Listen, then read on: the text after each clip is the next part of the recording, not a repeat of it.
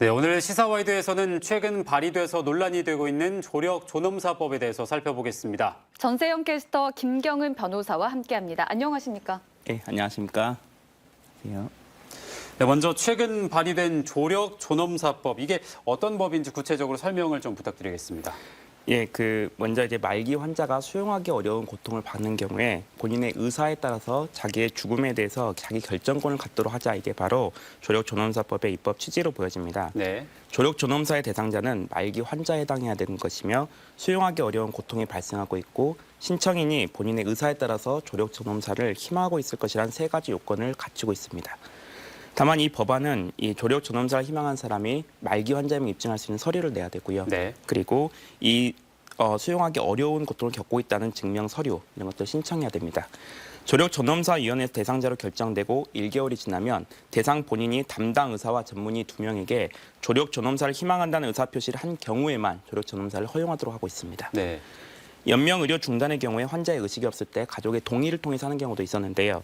하지만 대리 규정이 없고 환자의 명확한 의사표시가 있는 경우에만 조력 존엄사를 허용하도록 하고 있습니다. 그리고 조력 존엄사를 도운 의사에 대해서는 형법상의 자살 방조죄 적용을 배제하고 있습니다. 네, 그렇군요. 이 존엄사라는 단어를 들으면 안락사를 함께 생각하시는 경우도 많으실 텐데요. 이 존엄사와 안락사는 조금 차이가 있다고요? 예, 존엄사와 안락사는 조금 차이가 있습니다. 먼저 죽음을 크게 자연사, 비자연사로 분할 수가 있는데요. 비자연사에 속하는 안락사는 죽음에 이르는 행위를 직접 했는지 간접적으로 했는지에 따라서 또 나눠집니다. 소극적 안락사는 환자에게 회생 가능성이 더 이상 없으며 그리고 치료에도 회복되지 않고 임종 과정에 있는 환자에 대해서 연명 치료를 중단하겠다는 내용입니다. 네. 하지만 적극적 안락사는 의료진이 환자에게 사망에 이르도록 약물 등을 투약하는 안락사, 그리고 의료진이 약물 처방을 안내받은 환자에게 스스로 죽음을 선택하도록 하는 조력 존엄사 등이 있을 수가 있습니다. 네, 그러니까 예. 존엄사랑 안락사의 결정적인 차이는 최후 행위를 의료진이 했느냐 아니면 당사자가 했느냐의 차이인 거네요. 예, 맞습니다. 이번 조력 존엄사 법안을 발의하는 과정에서 정말 주목할 만한 설문조사 결과가 언급됐다고 하는데요. 전세영 캐스터가 소개를 좀 해주실까요? 네, 지난해 한 대학병원 연구팀이 성인 1000명을 대상으로 진행한 설문조사 결과입니다.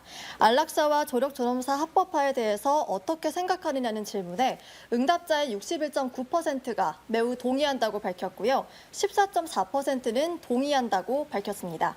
결국 찬성 비율이 76.3%나 되는 건데요.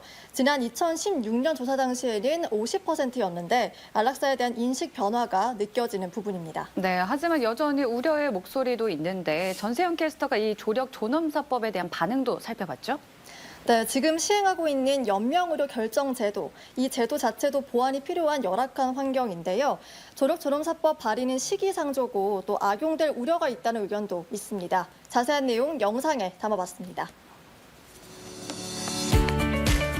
2025년이 되면 우리나라 국민 5명 중 1명은 65세 이상인 초고령 사회에 진입할 전망입니다.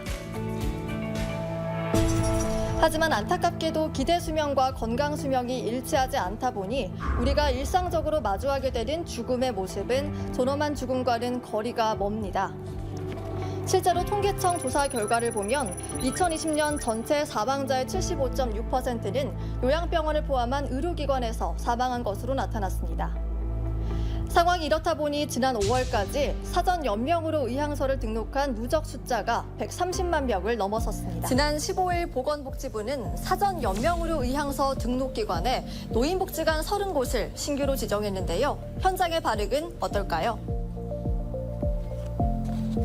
네, 현재 21분이 지금 서명을 하셨습니다. 그리고 매일 문의 전화가 쇄도하고 있는 상황입니다. 우리 어르신들께서는 어차피 회생하지 못할 거라면 산소호흡기 꽂고 가족들 힘들게 하고 본인도 의식 없이 사는 것보다 차라리 아름답게 노후를 마무리하는 게 좋지 않느냐라는 인식이 굉장히 이렇게 전환이 지금 되고 있는 상황입니다. 존엄한 죽음을 바라는 인식 변화 속에서 최근에는 연명의료 결정법에서 한 발 더 나아간 조력 존엄사법이 발의됐습니다. 이 법안에 찬성하는 의견도 있지만 우려의 목소리도 높아지고 있습니다.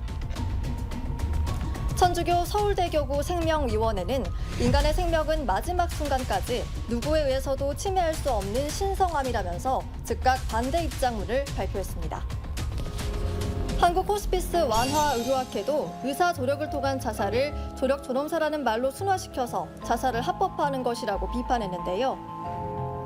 연명의료 결정제도가 시행된 지 4년여의 세월이 흘렀지만 사회복지 시스템이 현실을 따라가지 못한다는 지적도 많습니다. 호스피스라든가 이런 완화 병동들이 전체적으로 시설이 그렇게 많지 않고 또 인력들이 좀 부족한 편이고 또 한편으로는 이렇게 말기암 환자라든가 주로 또 호흡기 질환이라든가 간경화 이런 사람을 대상으로 하고 있는데 최근에는 또 이렇게 치매라든가 이런 비암 환자들에 대한 욕구가 있는데 그런 부분들도 또 제도 좀 보완이 필요하고 실질적으로 그러다 보니까 이용률이 상당히 많이 떨어져 있는 편이죠. 근본적인 문제에 있어서는 죽음의 질을 생각한다면 먼저 삶의 질을 생각해야 됩니다.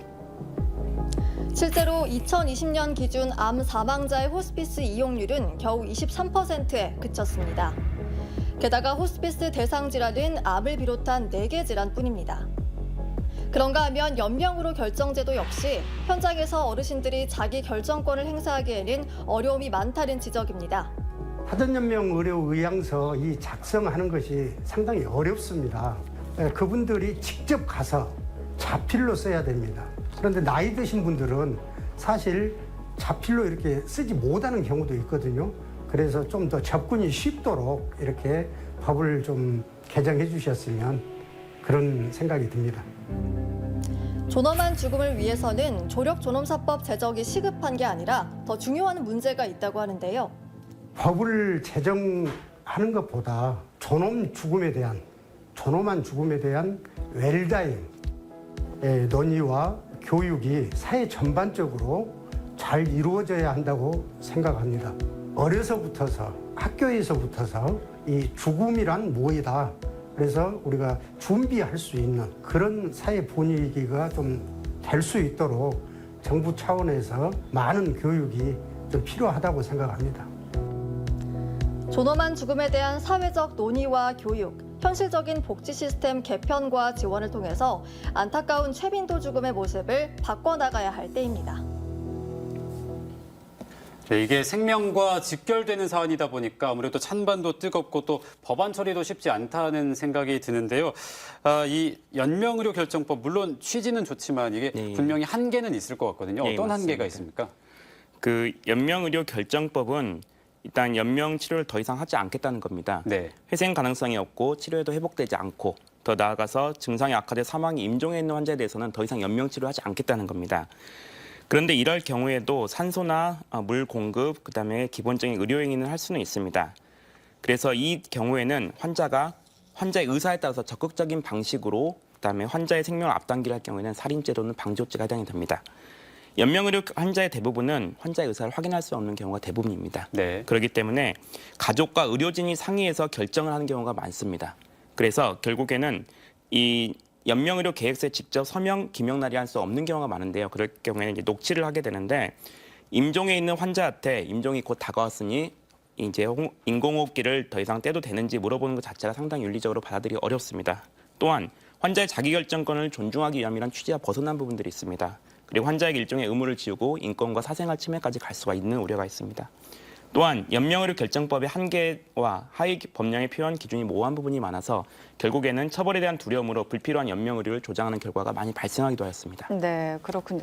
제가 알기로는 스위스에서 안락사를 허용하고 있는 걸로 알고 있는데 해외에서는 이 존엄사나 안락사를 허용하고 있는, 시행하고 있는 나라가 얼마나 되나요? 네, 해외 사례를 좀 살펴보면요. 2002년 네덜란드가 세계 최초로 안락사를 합법화한 이후로 캐나다와 벨기에 등 유럽 및 북미 국가들을 중심으로 안락사를 인정하는 국가가 점차 늘고 있습니다. 유럽에서 의사가 약물을 주입하는 방식의 안락사를 법으로 허용하고 있는 나라에는 벨기에와 네덜란드, 그리고 룩셈부르크 등이 있고요. 또 스위스와 독일 등은 의사의 도움으로 환자가 최후를 택하는 조력존엄사 형태의 안락사를 허용하고 있습니다. 이 외에도 영국과 독일 등은 조력존엄사를 법으로 금지하고 있습니다.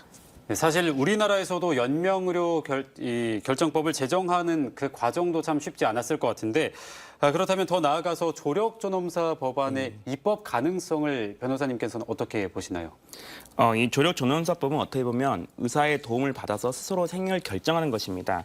그렇기 때문에 가장 기본적인 생명권에 관련된 문제이고요. 네. 그렇기 때문에 조력 존엄사에 대한 국민적 공감대와 쉽게 자살을 하지 않을 수 있도록 하는 존엄한 말기 돌봄에 대한 정책적이고 제도적인 보완이 먼저 돼야 됩니다. 이런 부분이 보완이 되지 않은 상태에서 조력 존엄사 법안은 통과되긴 쉽지 않을 것으로 보여집니다. 네, 그럼 변호사님께서 보시기에 이 존엄한 죽음이 실현이 되려면 어떤 것들이 좀 마련이 돼야 한다고 생각을 하십니까? 예, 존엄한 돌봄이 제도적으로 이제 보완이 되기 위해서는 기본적으로 이 존엄한 돌봄의 근간이 될 수 있는 호스피스 인프라에 대한 투자, 비암성 환자에 대한 말기 돌봄에 대한 지원, 돌봄을 뒷받침할 수 있는 사회적 제도나 정비가 반드시 이루어져야 됩니다. 인간이라면 누구나 맞이하는 삶을 마무리하는 순간이 외롭지 않고 편안해야 됩니다. 이거를 지켜주는 것은 사회적 의무이자 책임이라고 생각합니다. 네, 뭐 아까 영상에서 보니까 이 웰다잉이라고 하더라고요. 이 우리말로 하면 존엄한 죽음인데 일상에서 우리가 존엄한 죽음을 또 어떻게 좀 준비를 할 수 있을까요? 네, 웰다잉 전문가의 조언을 정리를 해보면요. 요즘 웰다잉 교육 현장에서 빠지지 않는다는 인생노트 작성과 실천이 있습니다. 죽기 전에 하고 싶은 일들을 적어보고 실천하는 활동인데요. 또 그동안의 삶을 돌아보고 용서와 화해를 통해서 인간관계를 정리하는 것도 중요한 과정이라고 합니다. 현실적으로는 재산 상속 등이 담긴 유언서 작성도 필요할 걸로 보이고요. 또 무의미한 연명 치료를 원치 않으신다면 사전 연명으로 의향서를 작성하실 수 있는데요. 지역 보건의료기관과 의료기관, 공공기관을 포함해서 최근에는 지정된 노인복지관에서도 등록이 가능해졌습니다. 네, 우리는 모두 죽음을 향해 가고 있죠. 어떻게 하면 이 죽음을 잘 맞이할 수 있을지 진지한 고민이 필요한 때인 것 같습니다. 네, 오늘은 여기까지 들어보도록 하겠습니다. 시간 내주신 두 분 모두 고맙습니다. 네, 감사합니다.